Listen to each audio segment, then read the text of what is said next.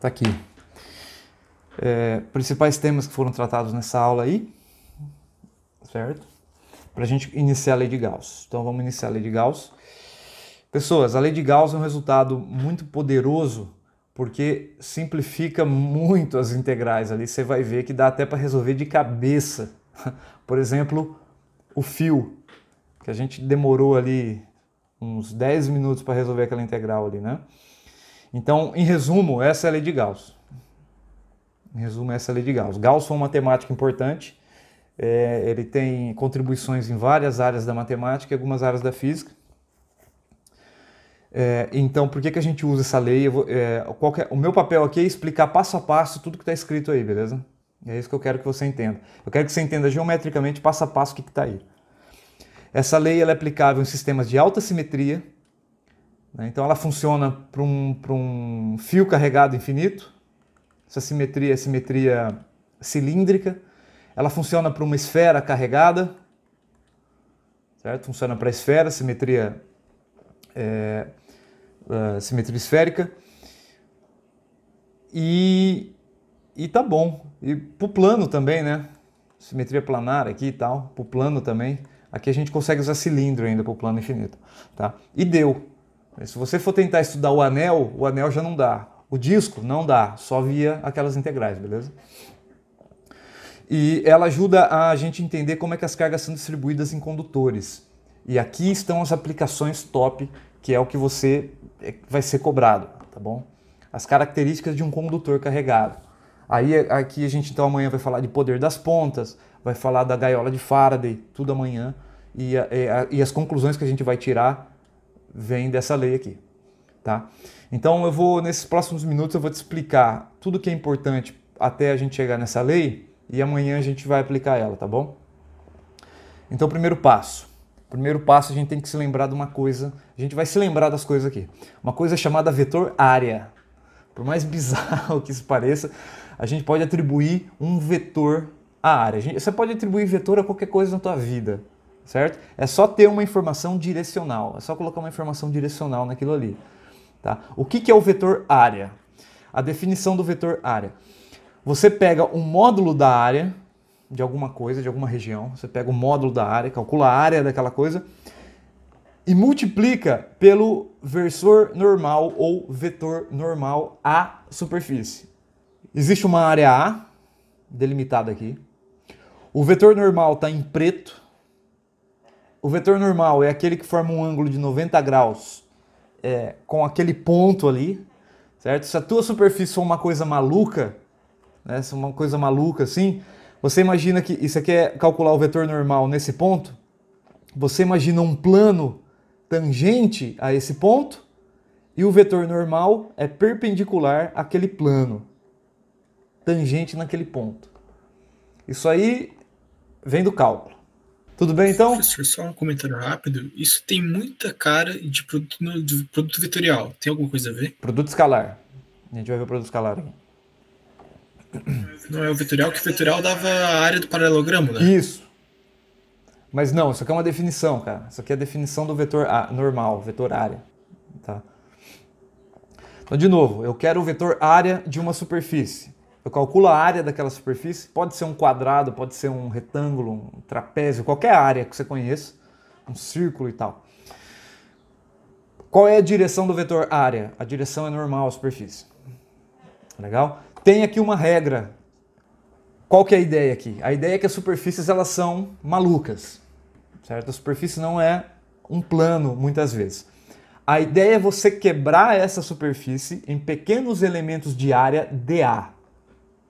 Cada elemento de área dA me gera um vetor dA, que é dado pelo módulo dA, aquele elemento de área, vezes o versor normal em cada ponto. Então você está vendo ali que cada ponto nessa superfície tem um vetor normal diferente.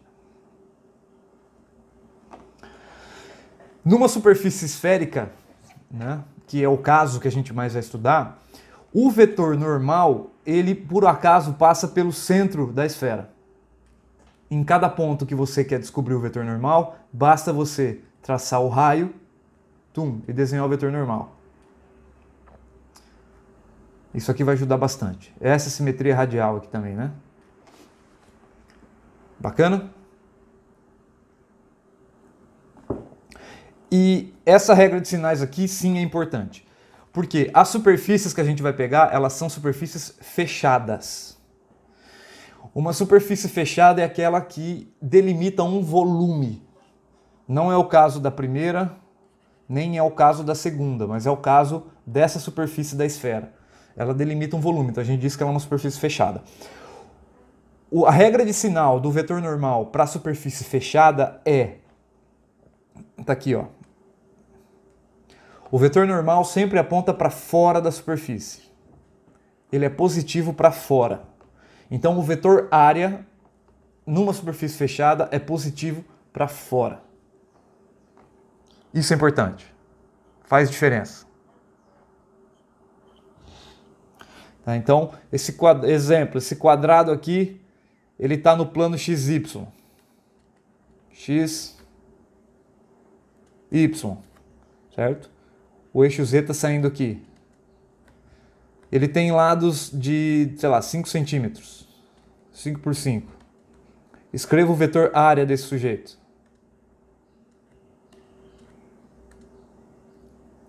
O vetor área desse sujeito é igual. O módulo da área é 0,025 em metros, né? É, né? 1, 2, 3. É, tá aí. Não, faltou um, desculpa. Vezes o vetor normal. Qual que é a direção do vetor normal? Olhando para a geometria. O vetor normal aponta positivo no eixo Z. Então, Z chapéu. Qual que é a unidade disso aqui? Área. Metro quadrado. É cálculo 2 de geometria analítica. Tá, vocês vão usar muito isso aqui em cálculo 3, que vocês estão fazendo aí. Tá bom? Então eu estou adiantando um pouco da matéria. Próxima ideia que vocês precisam ter para começar a estudar é o produto escalar. Definição do produto escalar. Você pega dois vetores e a definição de produto escalar, esqueci aqui, né? A definição de produto escalar é o módulo do primeiro vetor vezes o módulo do segundo vezes o cosseno de θ, onde θ é o ângulo entre os vetores. É possível mostrar que isto aqui é igual a isto aqui. O produto escalar, então, você pega o produto das componentes de um vetor e soma com o produto das componentes da outra componente do vetor, né? Componente x e o produto com a componente y. Isso aqui me retorna um escalar. Isso aqui me retorna um número sem informação direcional. Vocês já fizeram isso, né? Não é novidade para ninguém. Produto escalar entre vetores. Tá, então aqui está o desenho. Dado o vetor A e o vetor B, o produto escalar entre eles é esta fórmula em cima, está aqui o ângulo entre eles, tá? Geometricamente, qual é a informação que a gente tem? E isso é importante. Eu não escrevi, mas eu vou escrever antes de colocar no cigarro. O produto escalar, ele te dá a projeção de um vetor sobre o outro.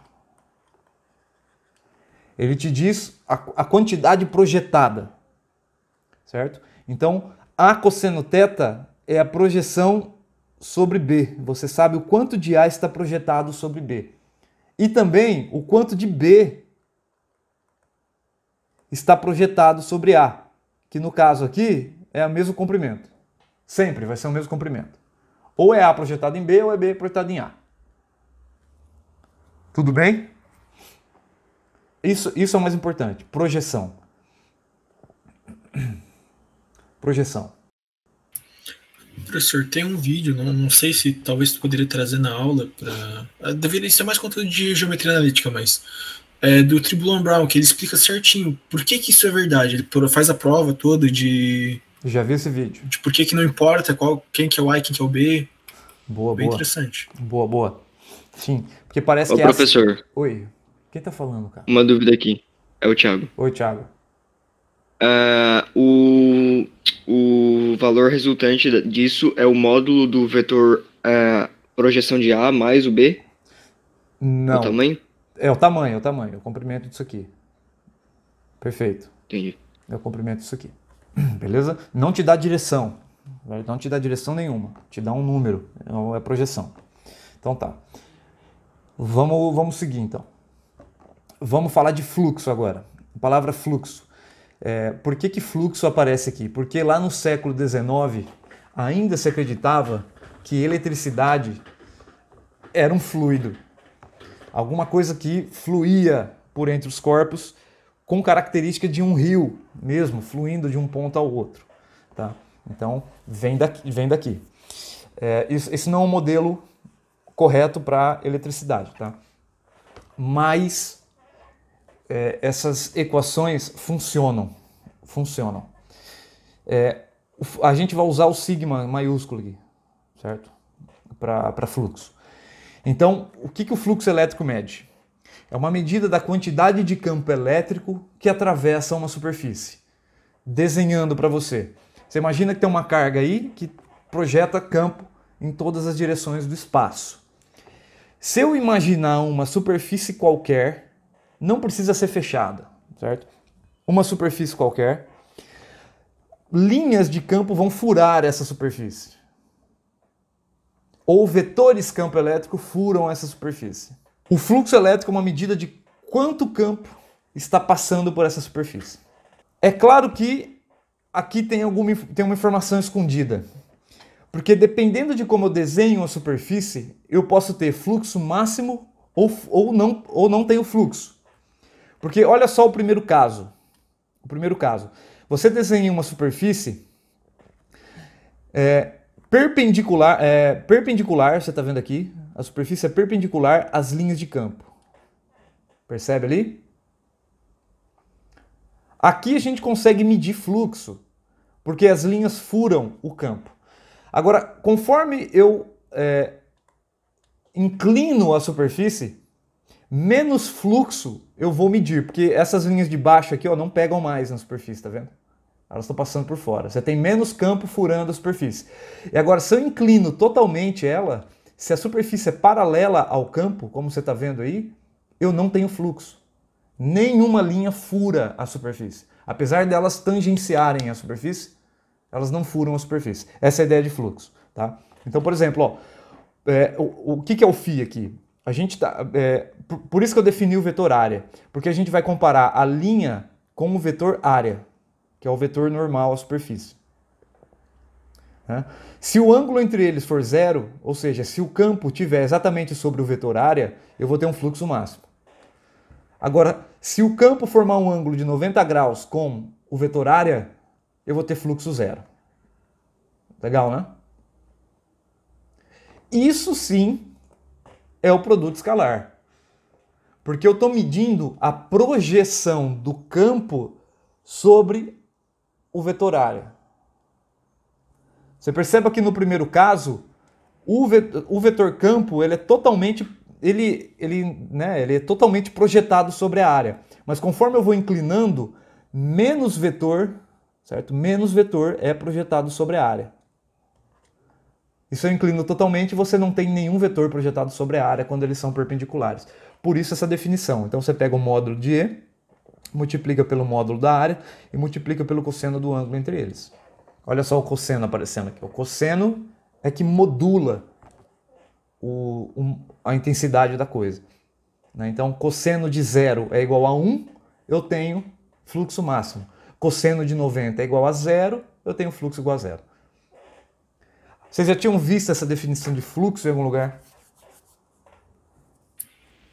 Eu vi brevemente, na verdade nem cheguei a ver a equação no técnico, o professor de eletricidade comentou que existia isso, mas não... Ah, tá. Não, mas aqui no superior não, né? Não, no superior não. Tá. Vocês vão fazer isso aqui em cálculo 3, cara, porque isso aqui é conteúdo de cálculo 3, que está em paralelo aqui com física 3, né?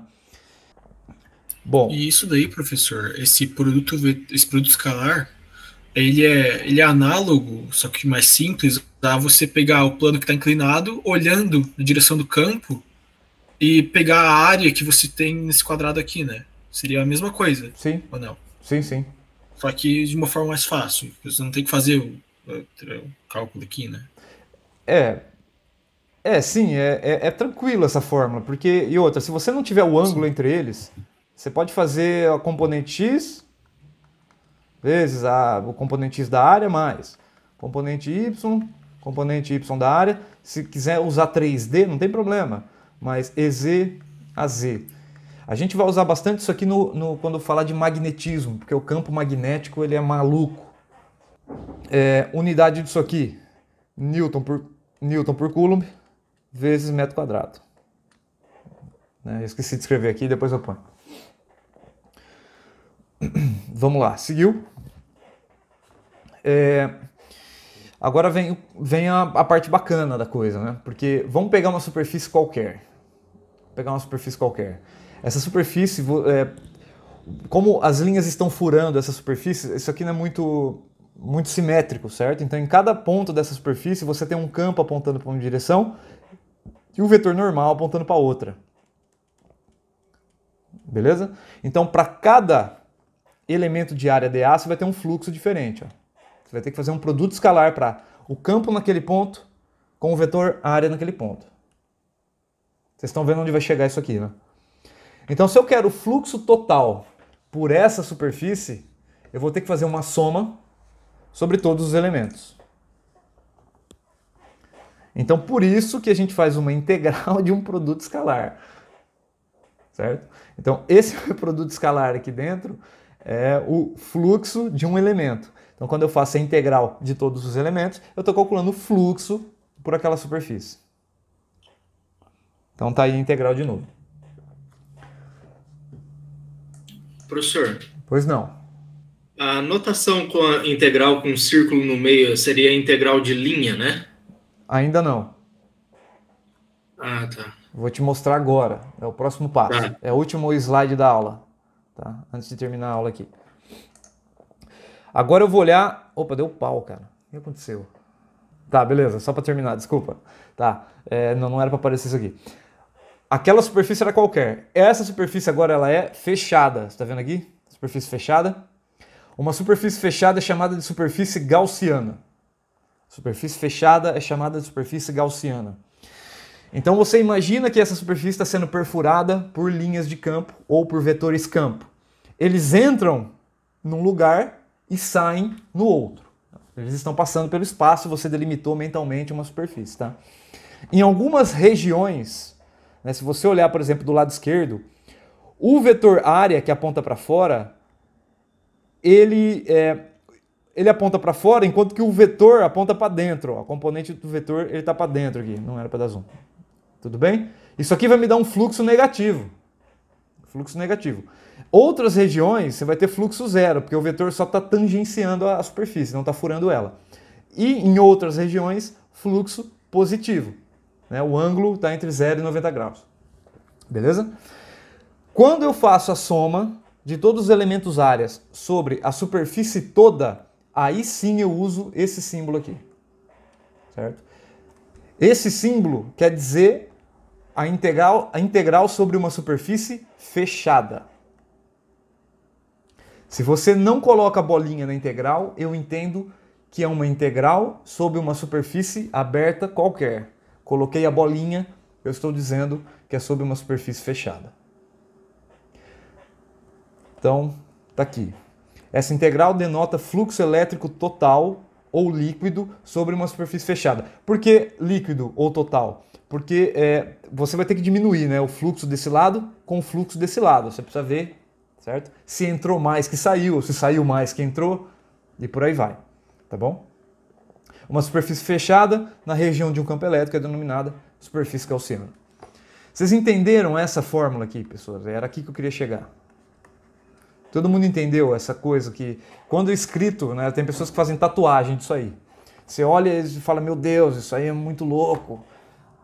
Então a minha missão hoje foi te dar uma ideia clara do que significa cada termo que está escrito aí passo a passo. Amanhã a gente vai usar essa integral em muitas geometrias. Alguma dúvida? Professor, e daí a lei de Gauss, que é aquela primeira que tu passou no primeiro slide, que é onde a gente vai chegar na aula de amanhã, é simplesmente um valor para isso daí, é quando ela segue algum padrão. Isso, certo? Isso. Esse aqui é o primeiro lado da lei de Gauss, é o lado esquerdo da lei de Gauss. O lado direito fica para amanhã. tá bom? Então tá, pessoas, a aula era essa. Eu vou dar uma editada no que eu gravei aqui e assim que possível eu compartilho. Então amanhã a gente conversa mais, tá? Vou deixar vocês aí porque já deu 9h46. Tá bom? Então um abraço. Quem tiver dúvida pode ficar, quem não tiver, então até amanhã, tá?